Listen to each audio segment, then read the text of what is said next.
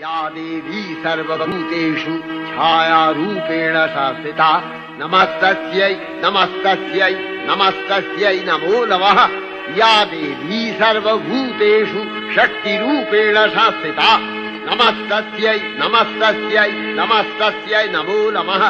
या देवी सर्वभूतेषु तृष्णारूपेण संस्थिता नमस्तस्यै नमस्तस्यै नमस्तस्यै नमो नमः।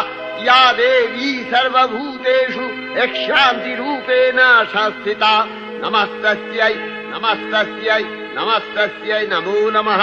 या देवी सर्वभूतेषु जातिरूपेण संस्थिता नमस्तस्यै नमस्तस्यै नमस्तस्यै नमो नमः। या देवी सर्वभूतेषु लज्जारूपेण संस्थिता नमस्तस्यै नमस्तस्यै नमस्तस्यै नमो नमः। या